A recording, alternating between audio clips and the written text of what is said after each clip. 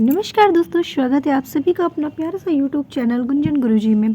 So friends, हम आपके लिए फिर से लेकर आए हैं टॉप 25 क्वेश्चन जो काफ़ी इंपॉर्टेंट है और काफ़ी इंटरेस्टिंग क्वेश्चंस हैं। चलिए आइए देखते हैं किस टाइप के क्वेश्चंस आपके एग्जाम में पूछे जाते हैं। और ये क्वेश्चंस आप सभी के लिए काफ़ी इंपॉर्टेंट है। अभी रेलवे की वैकेंसी आई है, जितने भी स्टूडेंट हमारे रेलवे की वैकेंसी को फुलफिल कर चुके हैं वो तैयारी में लगे हैं, इस वीडियो को जरूर देखें। क्वेश्चन नंबर फर्स्ट पे आते हैं। क्वेश्चन नंबर फर्स्ट आपका है, गर्भवती स्त्रियों में प्रायः किस चीज़ की कमी होती है। देखिए, जो गर्भवती स्त्रियां होती हैं उनमें किस चीज़ की कमी होती है। आपका राइट आंसर है ऑप्शन सी, कैल्शियम और आयरन। कैल्शियम और आयरन की कमी होती है, ठीक है, याद रखेंगे आप लोग। नेक्स्ट क्वेश्चन पे आते हैं। कुछ न्यूक्लिक अम्ल एंजाइम की तरह व्यवहार करते हैं, उन्हें क्या कहते हैं।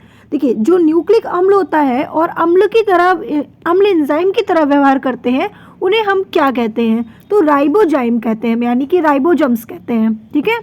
क्वेश्चन नंबर थर्ड, पृथ्वी की सतह पर सर्वाधिक मात्रा में कौन सी धातु है। देखिए, पृथ्वी की सतह पर अगर बात करते हैं तो सभी को मालूम होना चाहिए कि सबसे ज़्यादा अगर मात्रा में है तो वो एल्यूमिनियम है, जिसका सिंबल होता है Al और इसका एटॉमिक नंबर होता है 13। तो इसका राइट आंसर ऑप्शन ए होगा। क्वेश्चन नंबर फोर्थ, निम्नलिखित में से कौन सा एक रेडियोधर्मी तत्व है। देखिए, रेडियोधर्मी तत्व की अगर हम बात करते हैं तो यूरेनियम एक रेडियोधर्मी तत्व है। क्वेश्चन नंबर 5, हवा में किसके कारण चांदी का क्षय होता है। देखिए, हवा में किसके कारण चांदी का क्षय होता है, तो भाई चांदी का क्षय जो होता है वो हाइड्रोजन सल्फाइड के कारण होता है, ठीक है। तो इसका राइट आंसर ऑप्शन बी बिल्कुल करेक्ट होगा। लाल रक्त कोशिकाओं का कब्रिस्तान किसे कहा जाता है। ये क्वेश्चन आप स्टार लगा लीजिए, काफी बार एग्जाम में पूछा गया है कि लाल रक्त कणिकाओं का कब्रिस्तान किसे कहते हैं। या फिर आपसे क्वेश्चन ये भी पूछ सकता है, लाल रक्त कणिकाओं का ब्लड बैंक किसे कहा जाता है, ठीक है। आपसे दो तरह का क्वेश्चन पूछ सकता है कि ब्लड बैंक ऑफ आरबीसी किसे कहते हैं, या फिर आरबीसी का कब्रिस्तान किसे कहते हैं, ठीक है। तो दो तरह से क्वेश्चन यहाँ पे बन सकते हैं, जिसका राइट आंसर होगा ऑप्शन ए, प्लीहा। प्लीहा को इंग्लिश में कहते हैं क्या, स्प्लीन कहते हैं, याद रखिएगा। प्लीहा को इंग्लिश में स्प्लीन के नाम से जाना जाता है। क्वेश्चन नंबर 7, उच्चतम न्यायालय किसके लिए संरक्षक है। देखिए, उच्चतम न्यायालय किसके लिए संरक्षक है, तो आपका राइट आंसर है मूल अधिकार। मूल अधिकार के लिए क्या है भाई, संरक्षक है। क्वेश्चन नंबर 8, क्वेश्चन नंबर 8 पे आते हैं। निम्न में से किसको हटाने का प्रावधान संविधान में नहीं है। देखिए, आपका क्वेश्चन थोड़ा सा यहाँ पे समझना है, आपको समझने वाला क्वेश्चन है कि किसको हटाने पर प्रावधान संविधान में नहीं है। गवर्नर, राष्ट्रपति, उपराष्ट्रपति, इसका क्या होगा, इसका राइट आंसर होगा option B, governor. Next question है आपका क्वेश्चन नंबर 9, भारतीय संविधान की कौन सी विशेष अवस्था दक्षिण अफ्रीका के संविधान से ली गई है। देखिए, भारतीय संविधान की बात यहाँ पे कर रहा है कि कौन सी व्यवस्था दक्षिण अफ्रीका के संविधान से ली गई है, तो इसका राइट आंसर है ऑप्शन सी, संविधान संशोधन। संविधान संशोधन जो दक्षिण अफ्रीका के संविधान से ली गई है। क्वेश्चन नंबर 10, कार्बन डेटिंग निम्न की आयु निर्धारण हेतु प्रयुक्त होती है।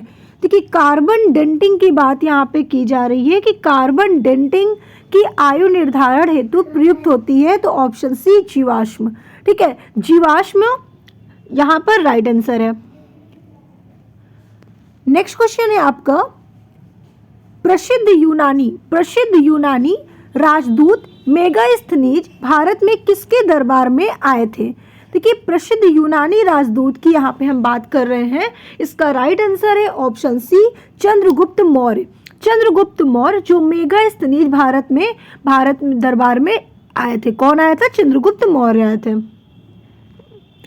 मौर्य वंश का अंतिम शासक कौन था। देखिए, मौर्य वंश के अंतिम शासक की जब बात आती है तो आपको बताना है वृहदत्त, ठीक है। वृहदत्त जो मौर्य वंश का अंतिम शासक था।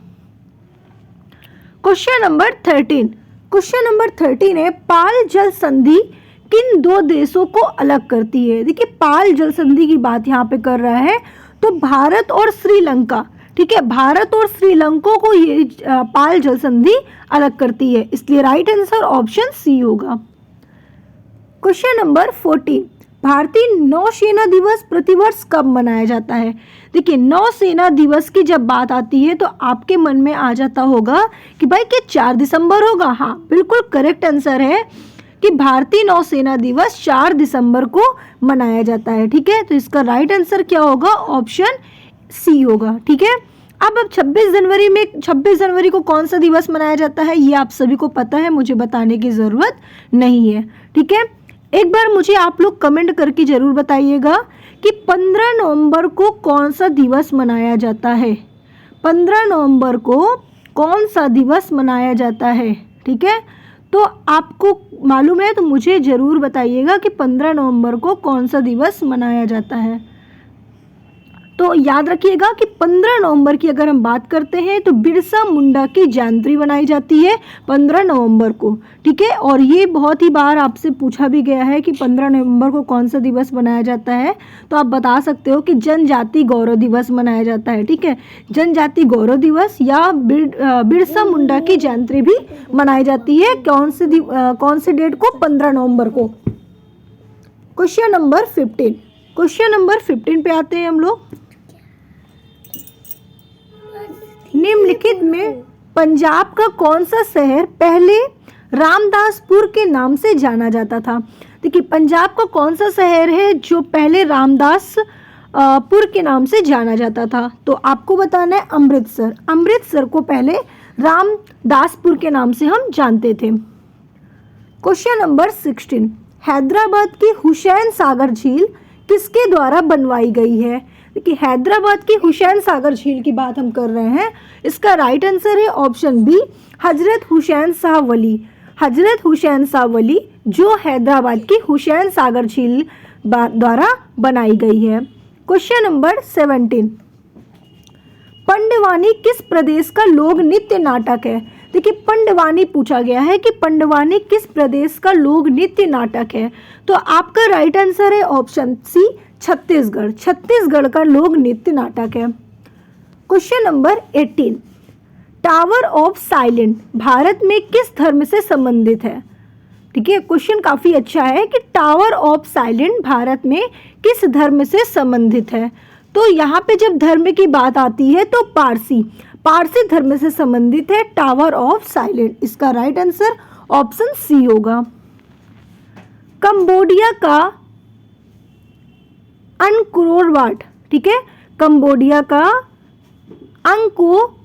एक मिनट, हाँ ठीक है, देखिए कंबोडिया का अंकोर वाट मंदिर किस हिंदू देवता को समर्पित है? जल्दी से बताइए, कंबोडिया का अंकोर वाट मंदिर किस हिंदू देवता को समर्पित है? इसका राइट आंसर होगा ऑप्शन डी, विष्णु को समर्पित है, यानी कि विष्णु भगवान को समर्पित है। ठीक है। क्वेश्चन नंबर 20, किसके शासनकाल में मुगल साम्राज्य क्षेत्र के मामले में अपने चरम पर पहुंच गया था? किसके शासनकाल में, जल्दी से बताइए, किसके शासनकाल में भाई मुगल साम्राज्य क्षेत्र के मामले में अपने चरम पर पहुंच गया था? तो इसका राइट आंसर है ऑप्शन सी, अकबर। ठीक है। नेक्स्ट क्वेश्चन है आपका, ममलपुरम का वराह मंदिर किसने बनवाया है? तो आपको बताना है कि सिंह विष्णु ने बनवाया है। ऑप्शन डी बिल्कुल राइट आंसर है। आपने अभी तक चैनल को लाइक नहीं किया, चैनल को सब्सक्राइब करके वीडियो को लाइक नहीं किया तो जल्दी से वीडियो को लाइक कर दीजिए और शेयर करना बिल्कुल मत भूलिएगा। ठीक है, क्योंकि देखिए मैं आपसे बार बार कह रही हूँ कि मैं आपके लिए टॉप 25 क्वेश्चंस लेकर आती हूँ, लेकिन जो भी क्वेश्चंस है आपके काफ़ी सिलेक्टिव क्वेश्चंस हैं। नेक्स्ट क्वेश्चन है, निम्नलिखित में से कौन सा स्थान जैन धर्म से संबंधित है? जैन धर्म से संबंधित कौन सा स्थान है? तो ऑप्शन बी, ठीक है, रत्नागिरी। ठीक है, रत्नागिरी जो जैन धर्म से संबंधित है। बांग्लादेश में किस नदी को, हाँ ठीक है, बांग्लादेश में किस नदी को पद्मा के नाम से पुकारा जाता है? ठीक है, तो इसका राइट आंसर है ऑप्शन बी, गंगा। ठीक है, ऑप्शन बी बिल्कुल राइट आंसर होगा, तो इसका आंसर भी हो जाएगा। क्वेश्चन नंबर 24, ब्रिटिश भारतीय राज्य क्षेत्र का अंतिम प्रमुख विस्तार किसके समय में हुआ है? देखिए, ब्रिटिश भारतीय राज्य की यहाँ पे बात कर रहे हैं कि अंतिम प्रमुख विस्तार किसके समय में हुआ है। इसका राइट आंसर है ऑप्शन सी, डलहौजी के समय में। डलहौजी के समय में हुआ था ब्रिटिश भारतीय राज्य क्षेत्र का अंतिम प्रमुख विस्तार। Question number 25 and last question है, डीजल लोकोमोटिव कारखाना कहाँ स्थित है? देखिए, डीजल लोकोमोटिव कारखाना की जब बात आती है तो ऑप्शन सी बता देना है, वाराणसी। वाराणसी में ये स्थित है। ठीक है, इस तरीके से टॉप 25 क्वेश्चंस मैंने आपको बताए। अगर आपको वीडियो अच्छी लगी, क्लासेस अच्छी लगी तो मुझे एक बार कमेंट करके ज़रूर बताइएगा, और अपनी आप जो भी आपकी शिकायत, जो भी आपकी रिक्वायरमेंट है वो मुझे कमेंट ज़रूर करिएगा। Thank you.